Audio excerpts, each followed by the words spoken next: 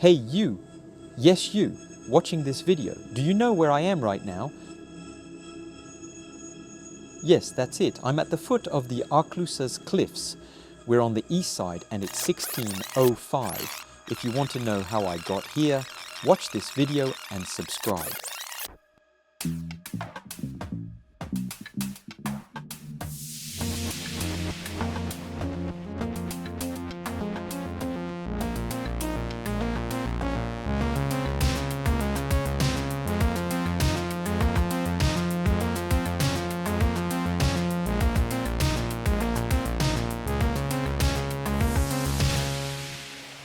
It's August 18th after a long period of not so great windy conditions.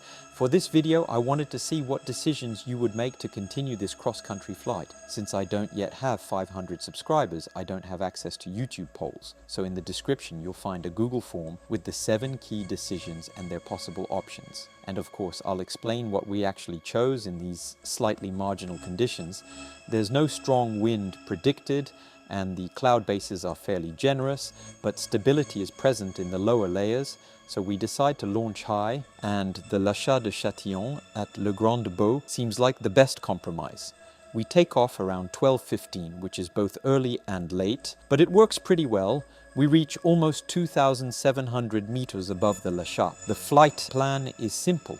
Head to Col des Ânes, then pass over the Aravis range via one of the nearby passes close to Pointe Percée and descend south on the east face.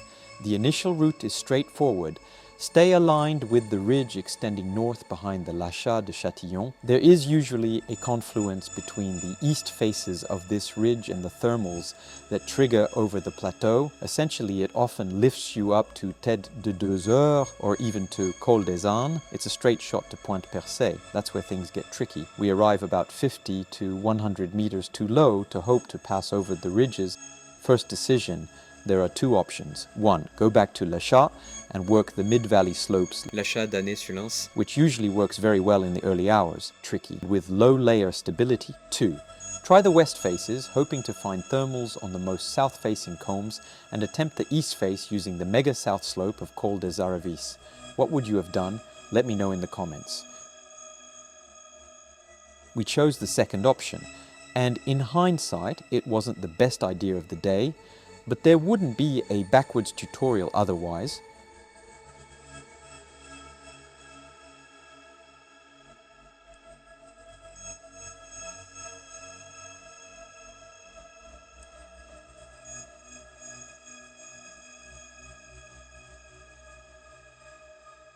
We find ourselves around 1 p.m. on the west faces. Far too early, it's dropping. 2,300, then quickly 2,100, then 2,000 meters. A few small thermals appear in the combs, but nothing consistent. Other wings are struggling too. Being deep in weak conditions is never fun. The Combe de Tardevant lifts best, but not enough to cross to the east face. It just keeps us above 2,000 meters.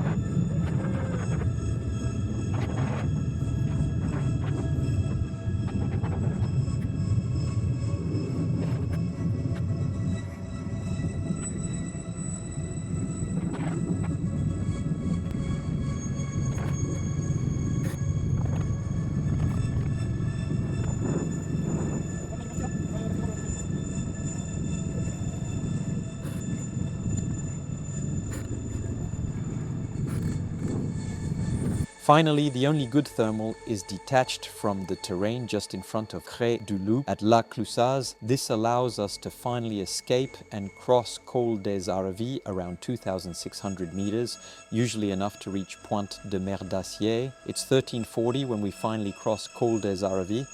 Second decision: 1. Cross to the east, face towards Val d'Arly. 2. Stay on the west face. We'd been flying for more than an hour and a half, and we figured it would fire up on the west face. We advance along the slopes of Merdassier, and we notice something unusual, a strong south breeze. The col of Merdassier is directly south and very rocky.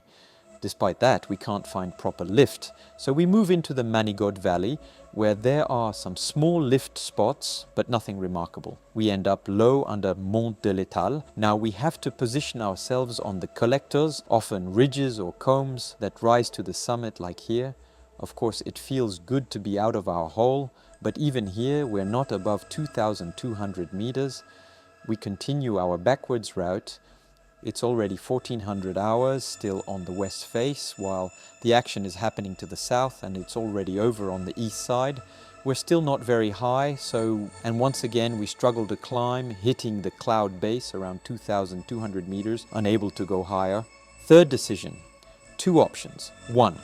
Continue south towards Dent de l'Arclusaz despite the late hour. 2. Head to the south faces of La Tournette to return to La Forclaz, then back to the previous problem.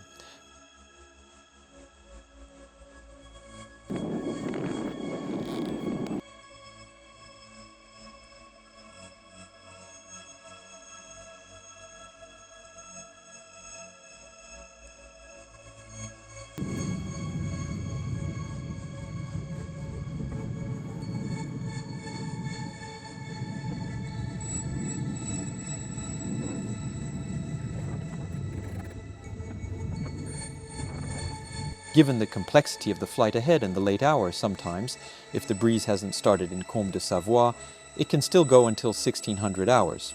We try the southern option. At Aiguille du Boucher, we hit the cloud base. After several attempts, we climb almost to 2,300 meters. It's now 1445 and we start transitioning towards Dent de Cons. Normally 2,100 is enough, but the Bauge feels stable, so we decide to take a little extra altitude, especially as the cloud cover suggests stability is probably high.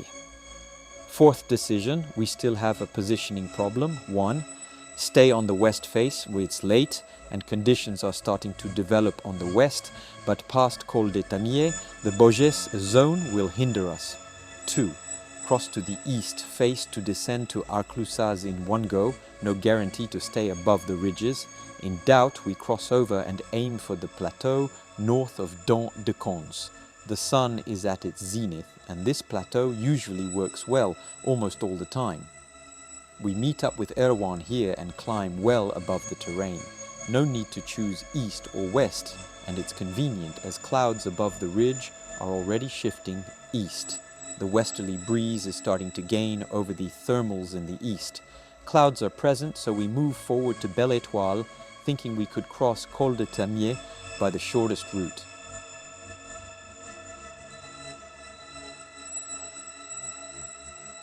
Next we head to Parc à Moutons opposite us.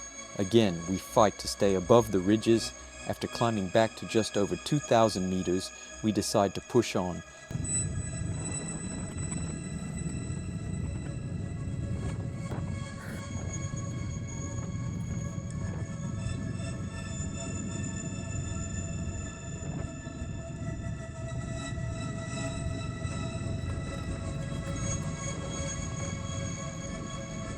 Sliding down the eastern slopes of the Bauge and descend.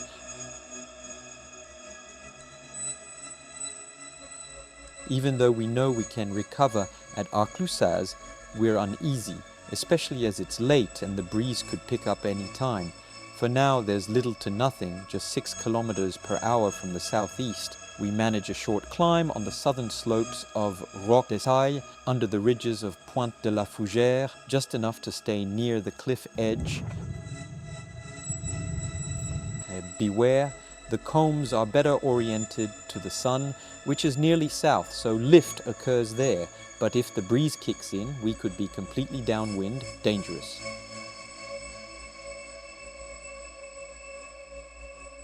At 1545, we're in very marginal conditions, almost no breeze. By 1610, we finally reach Arclusaz. You see how we got here, nearly 4 hours of flying, only 40 kilometers covered, average speed dragging, but we haven't burned too much energy thanks to the calm conditions.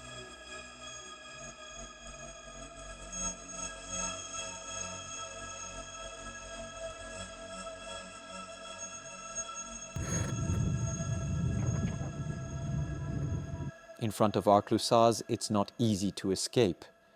You have to find the confluence lines between Combe de Savoie and the Compote Valley in the Bouges, often aligned with Col du Frêne.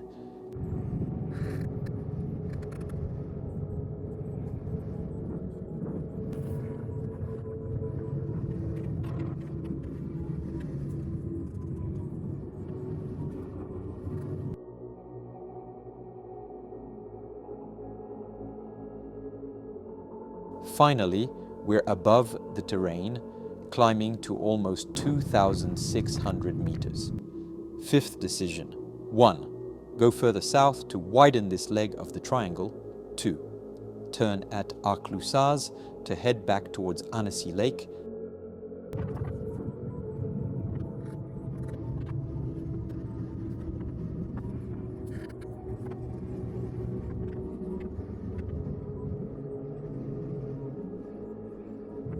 At 16:15, we decide to head north, transitioning towards Dent de Pleuven, a classic spot for a reliable hookup point. It usually works even if we are a bit low.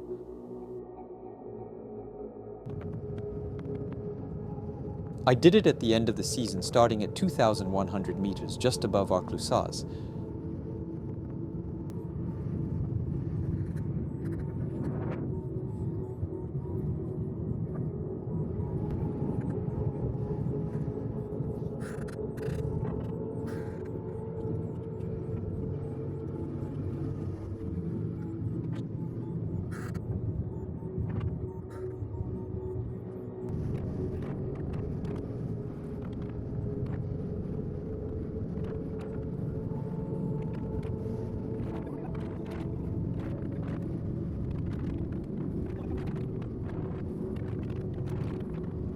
Dent de Pleuven is a large south-facing rock, catching the confluence of ridges and breezes from all directions.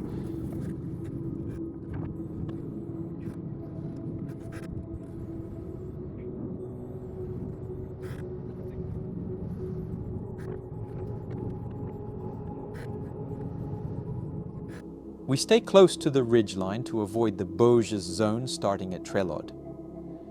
Using the low cliffs, we try to climb or maintain position. I love this place, the waterfall, the cliff, the winding path to the summit. A few years ago, you could still hike and fly at Trelod. Now the Bauges zone has expanded, making top takeoff impossible. Normally, it holds well on this face, which is now well exposed to the west. The idea is to climb to the summit of Charbon, where a nice confluence forms between the valley breeze in front of Charbon and the breeze rising from Lake Annecy. This confluence has been discussed in previous videos, linked in the description.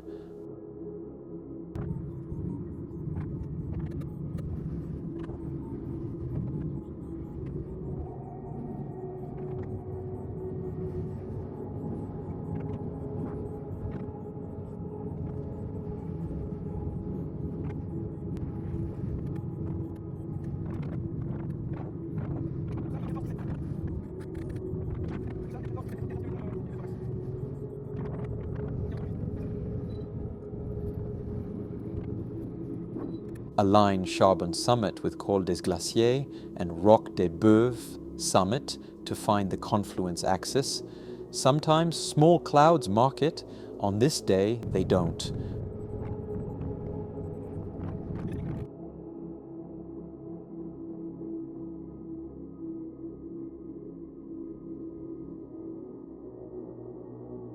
Causing a minor positioning error, I arrive lower than Erwan and face a bit of downwind from the lake when reaching the south side of Roc des Bœufs.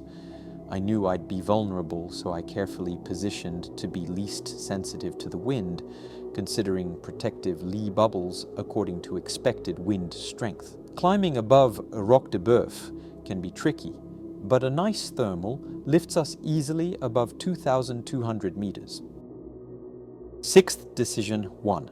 Head west to reconnect with Semnos, high enough, lake breeze not too strong, possible FAI task and triangle expansion, but risk of landing at Col de la Chaux. 2. Cross the lake using the usual route to Col de la Fauclaz. At 1700, after 5 hours of flying, we agree with Erwan to head back. We cross the lake following Roc de Boeuf Ridge, then dogleg toward the equal sign or Roc de Pernet under Col de la Fauclaz. Pictures are worth taking, still beautiful. After the first 100 meters, slightly turbulent due to relief and lake breeze, it calms down. Enjoy the air and think about the end of the flight.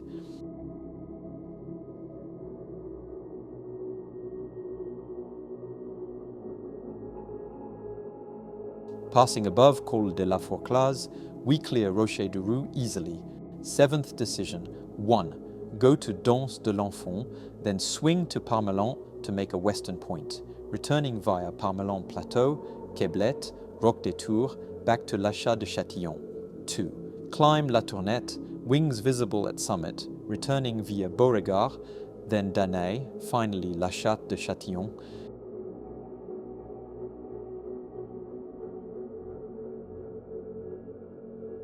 It's 1710 when we hook up at Leroux. After nearly 5 hours of flying, we're seriously tired. We choose the second option. Not every day you fly over La Tournette. We head along western slopes of La Tournette toward Col des Nantais, the pass between L'Enfonnet and La Tournette, making a few zigzags to climb thermodynamically on the majestic slopes.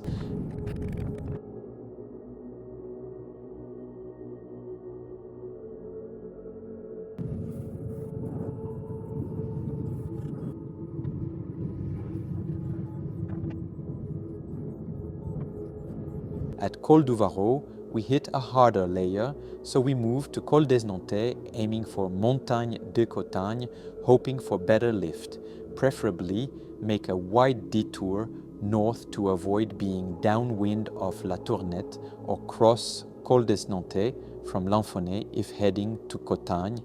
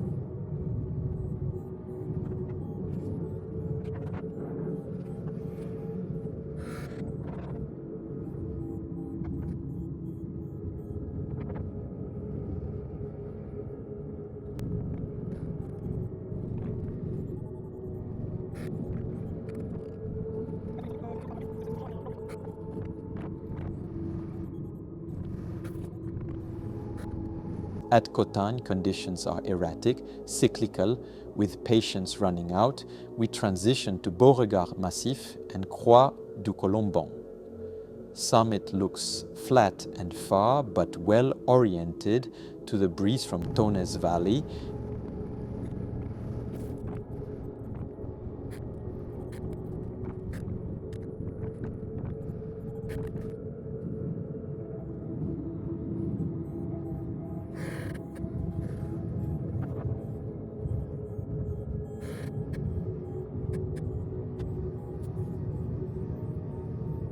Nearly 1800 thermals weaker and cycles spaced, we recover above Croix du Colomban, not exceeding 1,900 meters.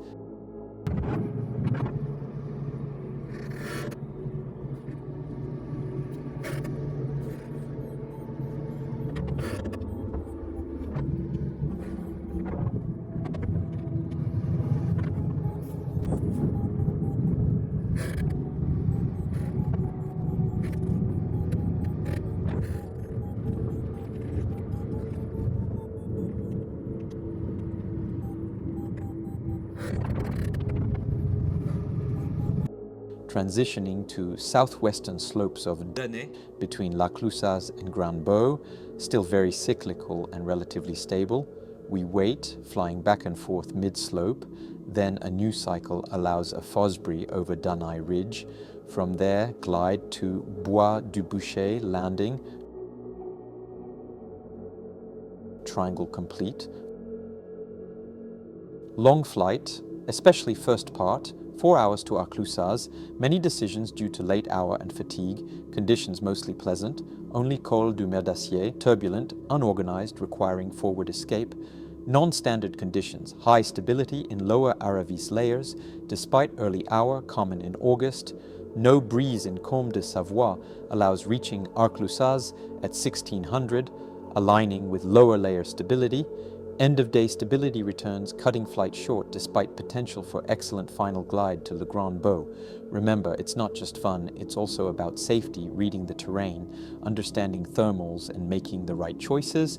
Don't hesitate to train yourself during cross-country courses at a paragliding school. If you like this video, don't forget to like, subscribe, and check out the form in the description to test your decisions. Fly safe, enjoy the air.